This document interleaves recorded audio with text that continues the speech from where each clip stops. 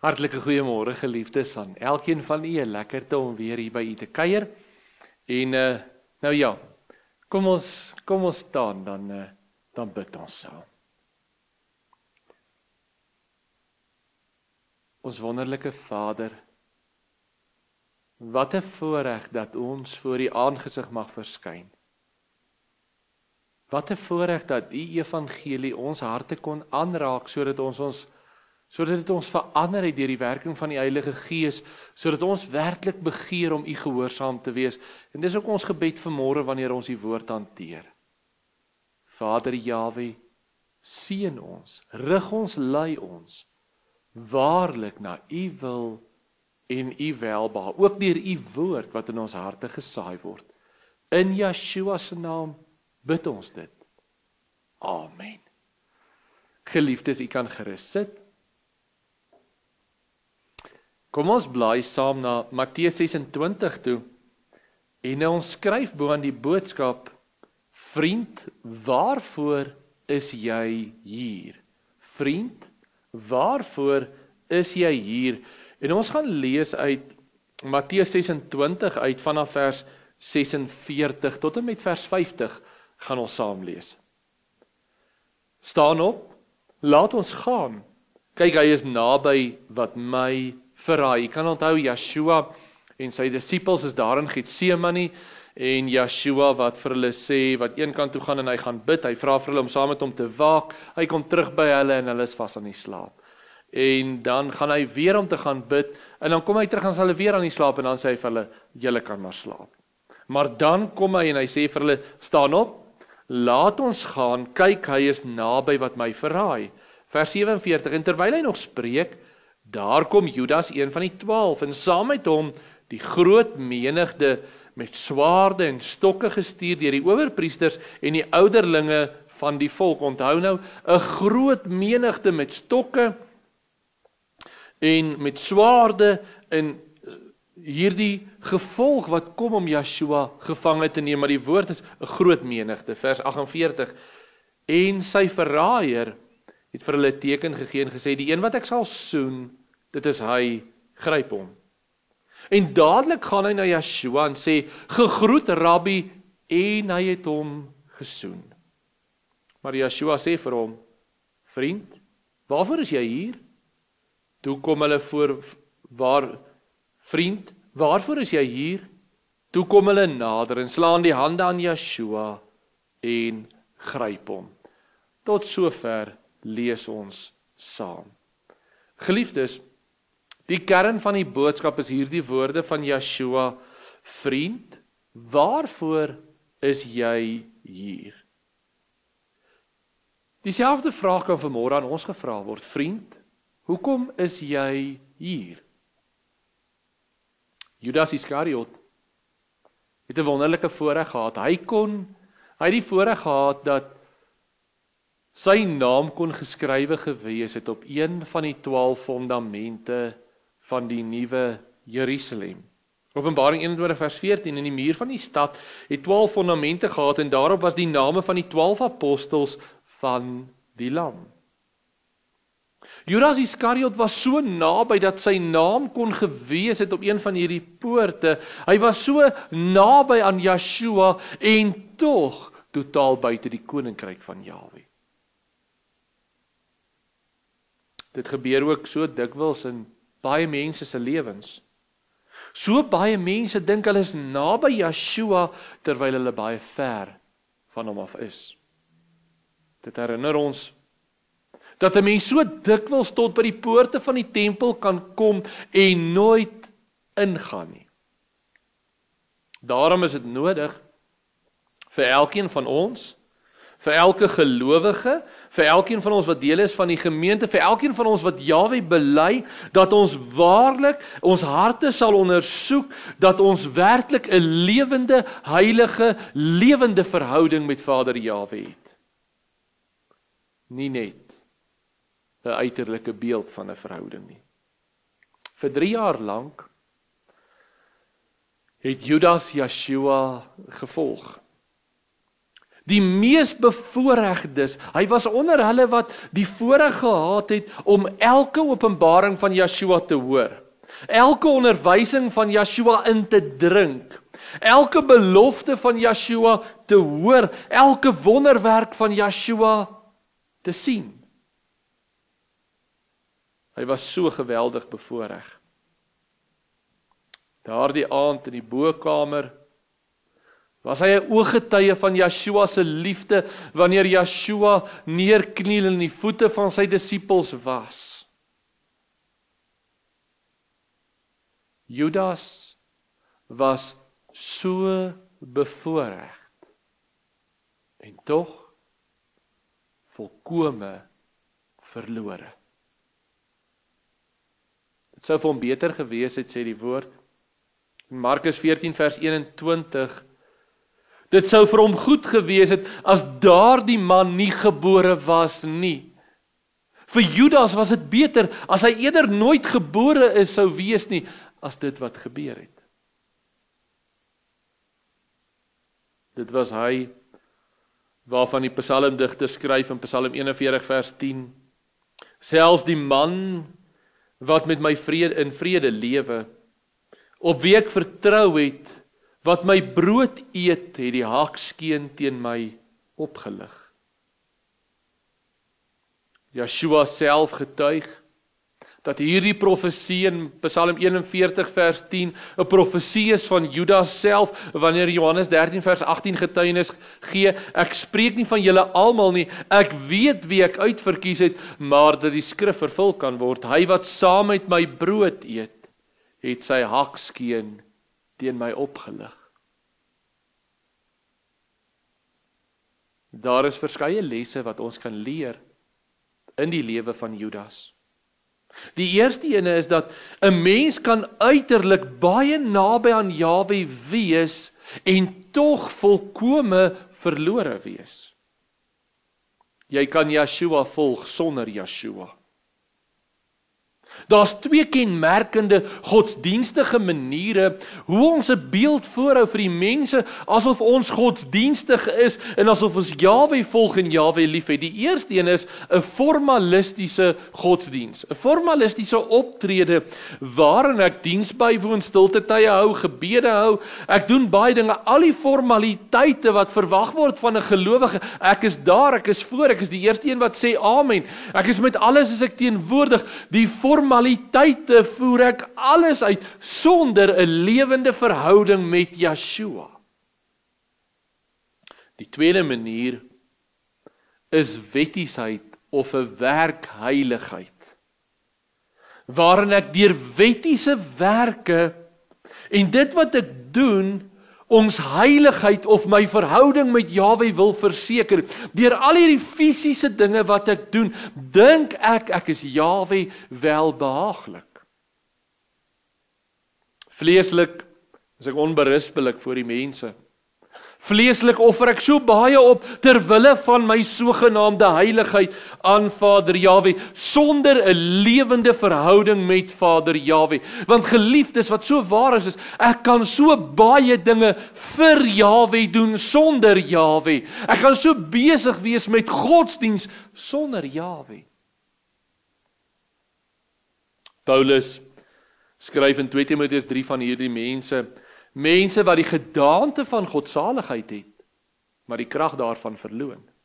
En wanneer ons praat van die krag daarvan, dan word dit direk gekoppel aan die evangelie, en ek kom terug daarna toe. Selfs die prediking van die woord van Jahwe verseker nie redding nie. Ek kan dit alles doen en steeds verlore gaan. En dis juis hierdie godsdienstbeoefening of dit formalistiese aanbidding of wettiese of werksheiligheid is wat ek toepas, wat juis in my hierdie optrede bring, dikwels in ons voort 'n tipe van 'n geestelike hoogmoed. En ek veroordeel direk ander. En ek kritiseer ander en ek is veroordelend teenoor ander. Dit bring 'n valsheid in my, want ek maak hierdie beeld hou ek voor. En selfregverdiging. Ek dink so dit wat ek doen doen ek tot my redding. En daarom veroordeel ek almal wat dit nie doen nie, want ek doen dit. Dis juis dan wat die kern van die evangelie en die krag van die evangelie verlore gaan.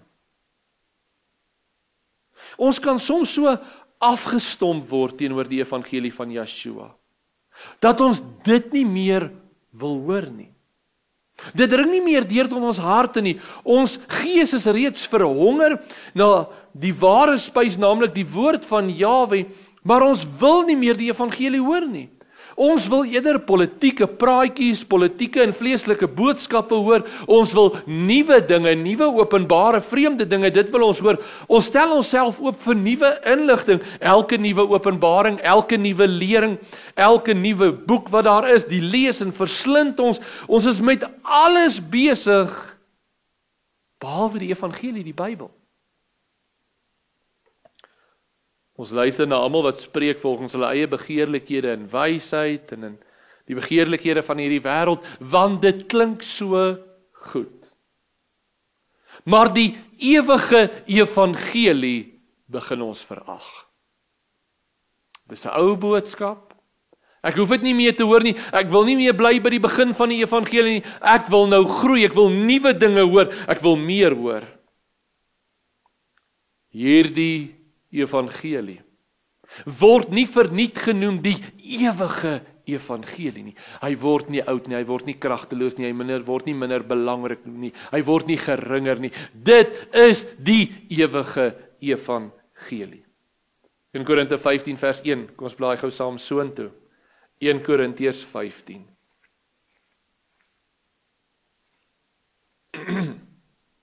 Vers 1. Broeders, ek maak julle die evangelie bekend wat ek aan julle verkondig het, wat julle ook aangeneem het, waarin julle ook staan, waardeur julle ook gered word. As julle daaraan vashou op die wyse waarop ek dit aan julle verkondig het, of julle moet te vergeefs geglo het.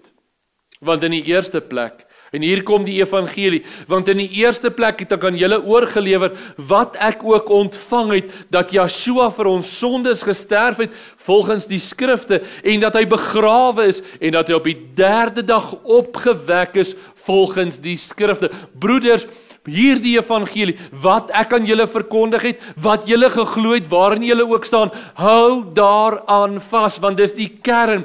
Romeine 3 vers 23 gaan hy verder, want almal het gesondig, en dit ontbreek hulle aan die heerlikheid van Elohim, en hulle word deur sy genade sonder verdienste geregverdig, deur die verlossing in Yeshua Messia. Geliefdes, hierdie is die kern van die evangelie. Dit het ons almal ontbreek aan die heerlikheid van Jahwe. Maar ons word geregverdig deur die genade sonder verdienste, deur die verlossing van Yeshua Messia, deurdat hy vir ons gesterf het, deurdat hy begrawe is, deurdat hy opgestaan het op die 3de dag, deurdat hy lewe. Vers 26. Verskoon vers 25 van Romeine 3. Hom het Elohim voorgestel in sy bloed as 'n versoening deur die geloof, om sy geregtigheid te bewys, deurdat hy die sondes ongestraf laat bly het, wat tevore gedoen is onder die verdraagsaamheid van Elohim, om sy geregtigheid te toon in die teenwoordige tyd, sodat hy self regverdig kan wees en regverdig kan maak wie uit die geloof in Yeshua is. Aan wie moet ons vashou? Aan hy wat gesterf het. Wat is die evangelie, die blye boodskap? Jy, o mens, kan niks doen nie. Jy, o mens, was ontwaardig, dit ontbreek jou aan die heerlikheid van Jahwe. Maak nie saak, hoor, o mens, al doen jy wat? Jy is niks. Jy kan die mooiste werke, die grootste geloof, die pragtigste dinge doen. Jy, o mens, is niks. Jy word geregverdig deur die genade en die barmhartigheid van Yeshua alleen. Jy kan al die wette onderhou. Jy kan al die vleeslike werke doen. Jy kan wonderwerke doen. Jy kan die geloof hê om berge te kan versit. Jy kan alles doen. O mens, jy is niks. Dit ontbreek jou aan die heerlikheid van Jahwe en jy word gered deur die genade van Yeshua alleen. Daarom, wanneer ons die evangelie van Yeshua hoor, die blye boodskap, wat sondaars tot bekering bring, is die hartseer deel, in plaas daarvan dat dit gelowiges se harte aanraak, en dat die krag, dat hulle self oorgee aan die krag van die evangelie, sodat ons verander en vernuwe kan word, want dis die krag van die evangelie. Die krag van die evangelie is nie snaakse vreemde goed nie. Die krag van die evangelie verander 'n sondaar in 'n heilige kind van Jahwe. 'n kind wat besef sy swakheid, 'n kind wat in nietigheid, die evangelie bring die grootheid van Jahwe na vore en die kleinheid van die mens. In plaas daarvan dat ons onsself oorgee aan die evangelie en dit glo en bewus word en ons lewens vul met hierdie blye boodskap van die evangelie, projekteer ons dit aan die persoon langs my. En ek dink aan die sondes, aan Koos en Dirk en Piet en San en Ansie en almal hier langs my, wat langs my sit en al die sondes doen. En die oomblik, en ek wil dit vanmôre vir u sê, as u vanmôre daar sit en wanneer die evangelie van Yeshua na u toe kom en u dink aan almal rondom u wat dit nodig het, dan het jy nog nooit die evangelie van Yeshua waaragtig in jou hart ontvang nie. Want die evangelie van Yeshua verander jou hart, nie die een langs jou nie. Dit doen Jahwe op sy tyd met hom. Die evangelie raak jou aan. As jy vanmôre daar sit en jy dink aan al die ander wat dit nodig het, geliefdes, dan het die krag van die evangelie jou lewe nog nie verander nie. Want ek en jy staan elkeen, almal van ons, volkome skuldig voor Jahwe en word deur sy genade geregverdig.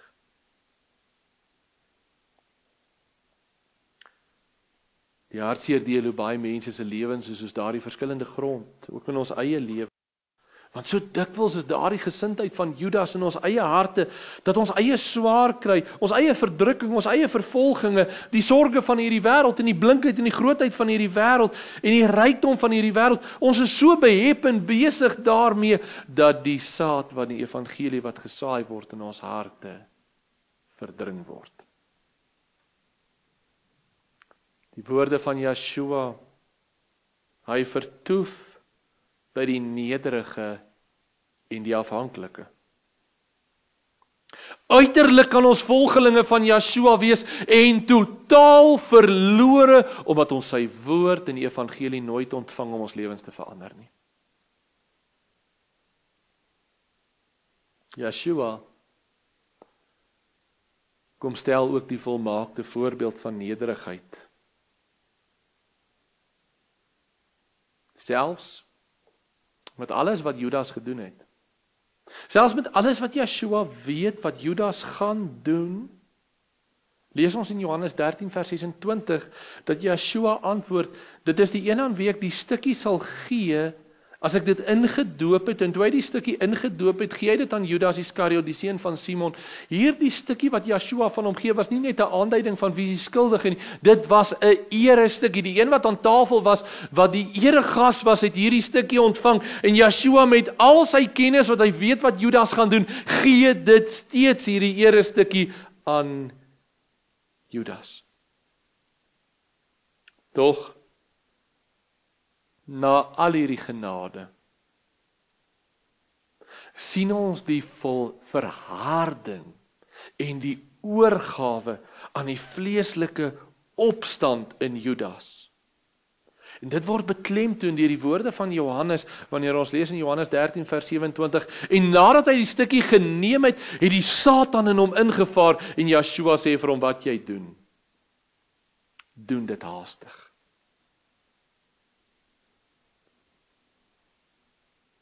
Een van twee dinge gebeur met ons wanneer ons die evangelie hoor.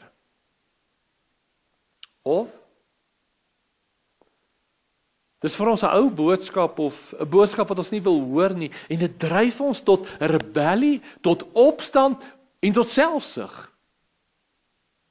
Selfsug van ek wil dit nie hoor nie, ek soek nuwe dinge, ek soek interessante dinge, of rebellie van ek wil nie, ek kan nie, ek is self, ek sal my eie weg soek.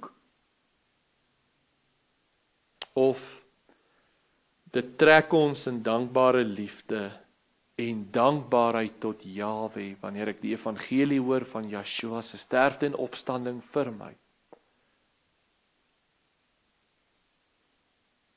Selfs of juis Jahwe se liefde en openbaring aan ons bring 'n besonderse reaksie. Dit dryf ons of weg en verhard ons, of dit bring ons in nederigheid tot Jahwe. En nou die klimaks. Selfs of juis in die klimaks van die eeue sien ons die ware openbaring van Judas se hart, want daardie oomblik is die klimaks van die eeue en ons sien geopenbaar die hart van Judas wanneer hy daar met hierdie menigte na Yeshua toe aankom en Yeshua vir hulle sê, wie soek julle? En dan Yeshua se woorde van Matteus 26 vers 50. Vriend, waarvoor is jy hier? En dan Markus 14 vers 45, Judas Iskariot wat nader kom. Yeshua aanspreek, Rabbi, Rabbi. En hy soen hom. Yeshua se woorde, Lukas 22 vers 48, Judas, verraai jy die seun van die mens met 'n kus? Dit wat 'n daad van liefde is, dit wat eintlik die getuienis is van eensgesindheid, van broederlikheid, daarmee verraai jy die seun van die mens. Geliefdes, uiterlik kan jy die beeld van godsaligheid hê en Jahwe nie ken nie. Die tweede punt wat ons leer van die lewe van Judas is dat 'n mens kan berou hê en self sonde bely en steeds verlore gaan. Matteus 27 vers 3. Daarna het Judas sy verraaier, toe hy sien dat hy hom veroordeel was, berou gekry en die 30 silwerstukke teruggebring na die owerpriesters en die ouderlinge, vers 4, en gesê, ek het gesondig deur onskuldige bloed te verraai, en hy het die silwerstukke in die tempel neergegooi en weggegaan en homself gaan ophang. Nadat hy die gevolge van sy dade gesien het hy berou gekry. Die volheid van sy verraad het hy besef, het dit hom getref, en toe hy daar staan, het hy berou gehad, 'n geweldige berou, en tog gaan hy verlore. Berou moet ons altyd teruglei tot 'n verhouding met Jahwe. 'n Oorgawe aan Jahwe. Ek kan berou en ek kan spyt en ek kan iets bely, maar as ek nie terugkeer tot Jahwe, tot hierdie evangelie, en dat hierdie evangelie in my 'n krag word nie, beteken dit niks. Hoe baie mense het berou oor sonde. Vir 'n oomblik as hy sonde gedoen het, het hy berou en hy ween en hy's hartseer, net om môre weer aan te gaan met sy eie lewe. So baie mense, wanneer hulle sonde gepleeg het, berou, en wat dit ook al is wat hulle dan ervaar in hulle lewens, lei ons nie tot selfbejammering, of tot selfverwerping, of tot selfbeheptheid nie, dit lei ons tot Jahwe. As jy dit nie verstaan nie, mis jy die kern van die evangelie. Dit gaan nie oor jou, o mens nie. Jou sonde is niks in verhouding met Jahwe nie. Hou op met jou selfbeheptheid, hou op met jou selfverwerping, hou op met jou selfbejammering en kom uit by die punt, jy is niks, Jahwe is alles. Dis die evangelie. Dit moet ons juis bring tot nederige buiging en afhanklikheid tot Jahwe. En 'n oorgawe aan die evangelie, sodat die evangelie ons lewens elke dag kan verander na die beeld van Yeshua. Geliefdes, dis die eeuoue evangelie. Dit is daai evangelie hoor van Jahwe se genade en sy barmhartigheid, sy sterfte en sy opstanding vir ons en sy lewe in ons, om ons elke dag te verander na sy beeld en sy gelykenis.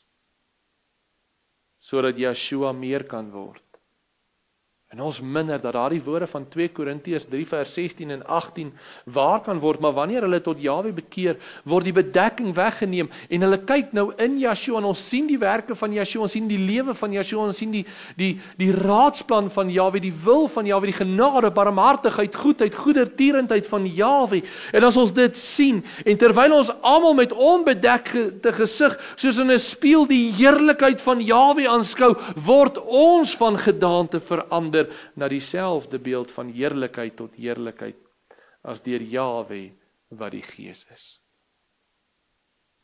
Wanneer ek Jahwe se barmhartigheid oor my lewe sien, dan dryf dit my tot barmhartigheid.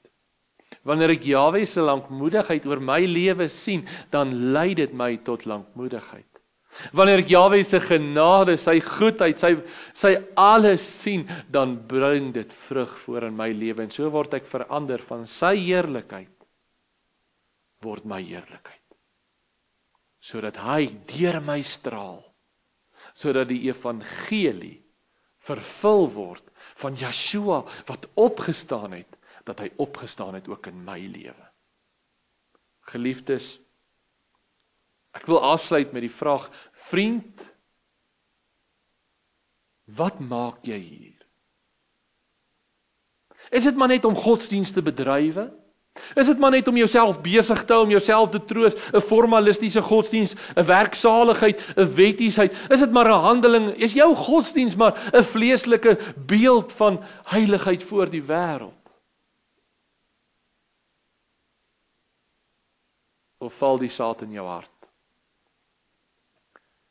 Wanneer jy die woord van Jahwe lees en jy lees Jahwe se liefde, Jahwe se genade, sy barmhartigheid, die genade van Yeshua, dan sien jy dit en jy drink dit in, sodat hy dit in jou en my kan word. Dit, geliefdes, is die krag van die evangelie. Wat harte verander, wat lewens verander, na die beeld en die gelykenis van Yeshua. Kom ons staan en bid ons saam. Ons Vader,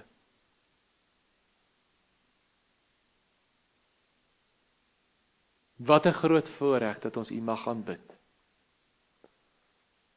Wat 'n groot voorreg dat die woord van die evangelie vir die wêreld dwaasheid is. Maar vir U uitverkore kinders is dit die lewe. Dankie dat Yeshua gesterf het, dankie dat hy op die 3de dag opgestaan het, dankie dat hy opgevaar het en hy sit aan die regterhand van Jahwe, dankie dat ons in Yeshua daar aan die regterhand sit, dankie dat ons saam met Yeshua regeer in die koninkryk as konings en priesters, dankie dat ons nou mag kinders wees wat verander word deur die kragtige evangelie om die vrug van Jahwe voor te bring, sodat hy in ons lewens verheerlik kan word. Vader Jahwe, help ons ook vandag, om waarlik in alles U vrug voor te bring. In Yeshua se naam bid ons dit. Amen. Geliefdes, kom ons hef ons hande op en ons ontvang die seën van ons Vader. Jahwe sal ons seën en ons behoed. Jahwe sal sy aangesig oor ons laat skyn en ons genadig wees. Jahwe sal sy aangesig oor ons verhef en aan ons sy vrede gee. Amen.